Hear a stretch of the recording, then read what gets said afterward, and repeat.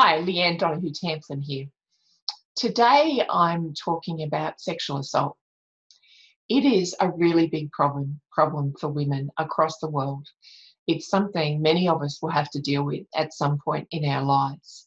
The stats are that 1 in 4 women will experience sexual assault before the age of 18. That's quite a horrific piece of information. But given it's something that's so prolific, I think it's something that women need to be talking about with one another. And I think we need to be working together to make sure we can cope with it if it does happen. So I'm going to focus in on one aspect of that today. There's a lot of different aspects that sexual assault raises for women, but one aspect is about blame. Many women who've been sexually assaulted blame themselves in some way for the sexual assault itself. And I want to be perfectly clear up front, so there's no doubt. Sexual assault only occurs because there are perpetrators who think it's okay to sexually assault women, or men for that matter. It is never the victim's fault. It may be, though, that victims hear very differently about that blame, both from the perpetrator, if they know the perpetrator in advance, or from society generally. People often criticise women who've been sexually assaulted and make judgments about them. But let me reiterate, it is never the victim's fault. Sexual assault only happens because there are people who think it's okay to do this.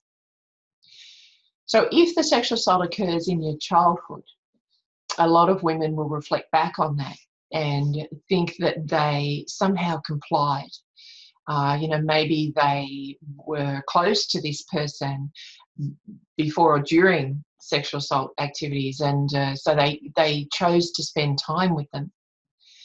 Quite often in the course of a sexual assault, if it's over a long period of time or years, there's a lot of manipulation that goes on with that. And the perpetrator has a vested interest in trying to make the child feel guilty. So, there's a lot of work that's done on their behalf to try and encourage the child to feel guilty and take on that blame. And let me be clear about this, that a child cannot consent, cannot comply in any way. That's why there are legal decisions, there are laws about when a young person is able to consent to any sexual activity. This is always the fault of the perpetrator.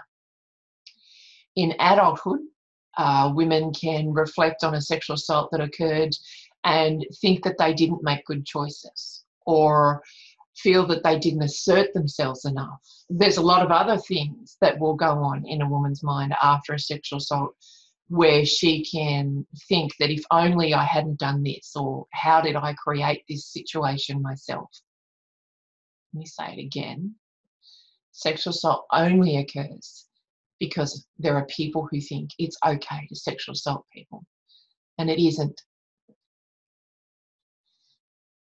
So the first thing I want you to take away from that is it's not your fault.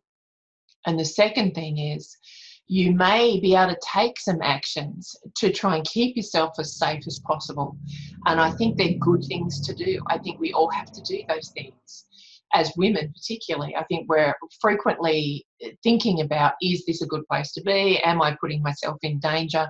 And I think those things are good things to do. But sexual assault is relatively common. Again, 1 in 4 women will be sexually assaulted before the age of 18. So you're not always going to be able to protect yourself from that. Recognise it is always the fault of the perpetrator. And your job, if something does happen to you, is to speak out about it as quickly as possible, to get help immediately, not to feel that you were a party to it, not to feel that you are to blame, but to reach out and get support, the right support, as quickly as possible. And if the first person you go to doesn't help, then go to someone else. Okay, thanks for listening. Talk to you again soon.